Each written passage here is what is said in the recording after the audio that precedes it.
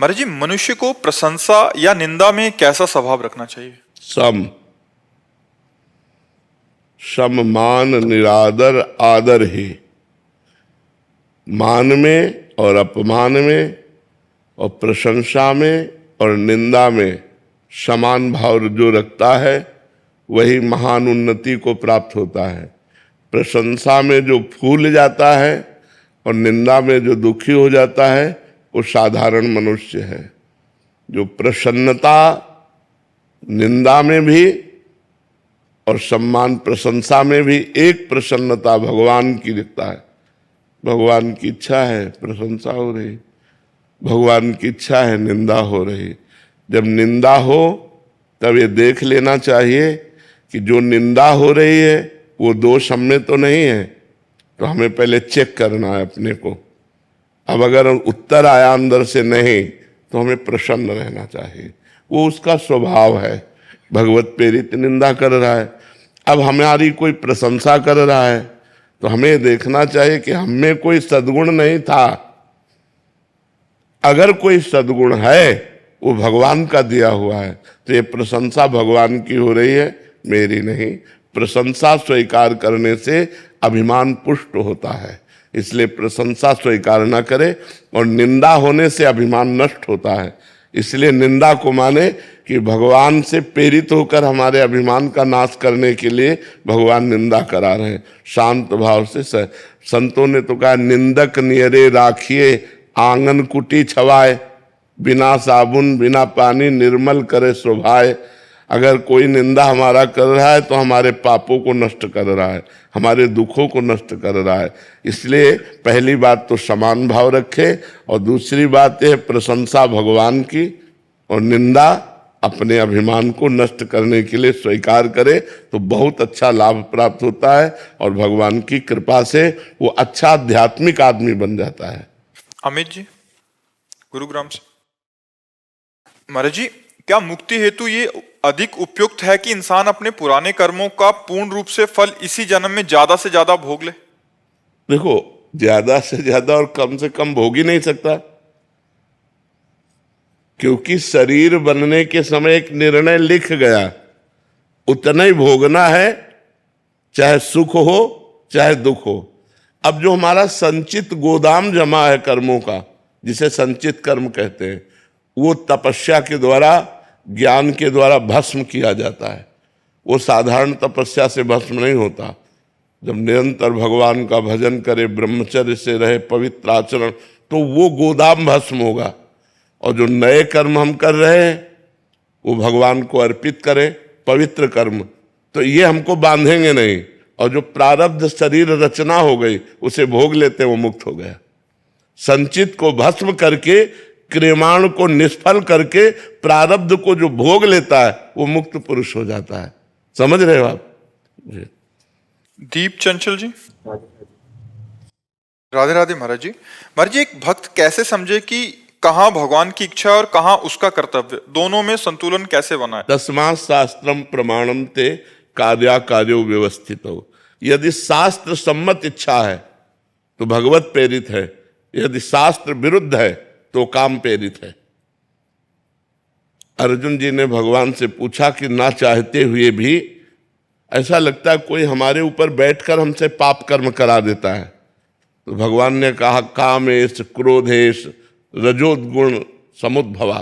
ये रजोगुण से प्रकट हुआ काम और क्रोध, यही हिंसा और पाप करवाता है। तो काम प्रेरणा से धर्म विरुद्ध आचरण की प्रेरणा होगी, और राम प्रेरणा से धर्म युक्त आचरण की प्रेरणा होगी। ये पहचान है।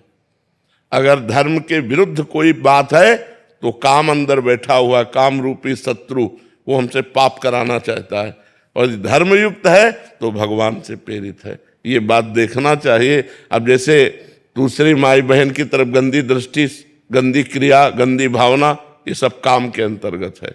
काम कामना वासना ये पाप कर्म करा रही है। इसे हम नहीं कह सकते कि भगवान के द्वारा प्रेरित है। अब दूसरों का उपकार करना, खूब नाम जप करना, ये अच्छे अच्छे आचरण होना, ये भगवान की प्रेरणा से होते हैं। ये बात समझना है। नेहा जी, यूएसए से। राधे राधे। राधे राधे। महाराज जी, महाराज जी ये प्रश्न काफी सारे माँ बाप का है कि जैसे कोई माँ बाप महाराज जी विदेश चले गए, वहाँ विदेश में फिर उनके बच्चे वहाँ जन्म लिए, फिर बच्चे बड़े होते हैं तो एक समय जाके केवल बच्चों के लिए माँ बाप ही रह जाते हैं, क्योंकि यहाँ जो पैदा हो रहा है तो उसके चाचा ताऊ रिश्तेदारी होती है, वहाँ वो अकेले रह जाते हैं। तो कह रहे हैं कि ऐसे में आगे चल के उनके लिए अकेलापन एक बहुत बड़ी समस्या हो जाता है, और मतलब ऐसी मानसिक स्थिति में बच्चों का पालन पोषण कैसे करें जहां उनके लिए केवल माँ बाप ही हैं और कोई संबंध ही रह माँ नहीं बाप जाता। चले गए तो फिर और कौन और संबंध? क्योंकि महाराज जी पीछे किसी से संबंध नहीं रहा और किसी से परिचय नहीं है, यहाँ तो जैसे गांव ऊपर वाले से सवाल। हमारे तो एक ही सब उत्तर है, भगवान। अगर भगवान से हमारा संबंध है तो विदेश में भी हमारे मित्र मिल जाएंगे, विदेश में भी परिवार से अधिक प्यार करने वाले मिल जाएंगे, और भगवान विदेश में भी हमको चंगा रखेंगे। अगर हम भगवान से संबंध रखें तो सब व्यवस्था कर देंगे। पक्का समझो, भगवान के लिए देश विदेश थोड़ी है। सकल भूमि गोपाल की, जितना ब्रह्मांड हो तो सब भगवान का ही है। तो अगर आप भगवान का भजन करेंगे, भगवान से प्यार करेंगे, तो आपको ऐसे पड़ोसी मिल जाएंगे जो आपके परिवार से ज्यादा आपको प्यार करेंगे। आपके ऐसे मित्र मिल जाएंगे जो आपको संतुष्ट कर देंगे। ये भाव नहीं रह पाएगा कि मैं अकेला हूं विदेश में। भगवान मिला देंगे, ऐसे ऐसे ऐसे मिला देते हैं। तो हमें लगता है भगवान का ही आश्रय लिया जाए और भगवान से ही प्रेम किया जाए, वही सब विधान बना देंगे। नहीं तो गाँव में घर में रहते हुए भी परिवार से दुश्मनी हो जाती है, नहीं हो जाती है? तो अब उस बात को कैसे, मान लो वो विदेश में तो अकेले हैं अपने देश से, लेकिन अपने घर के ही सगे भाई भाई में बैर हो जाता है, वो उसको देखना भी पसंद नहीं करता, तो उसका हित क्या करेगा?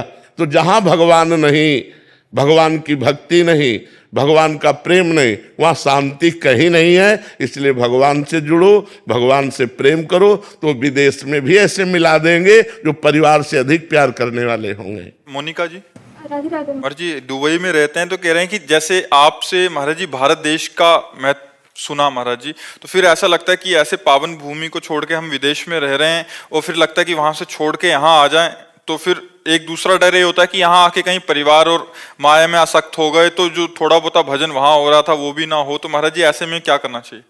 भगवान के आश्रित हो जाना चाहिए। वो दुबई में रखे तो ठीक, भारत में रखे तो ठीक।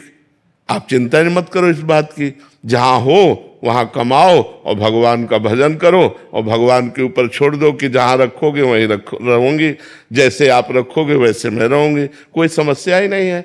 हमें चिंता नहीं करनी कि वो हमें भारत में रखें या विदेश में रखें। अगर वो हमें विदेश में रखकर भजन करा रहे हैं तो जय हो आपकी, अगर वो अपने देश में ला रहे हैं तो जय हो आपकी।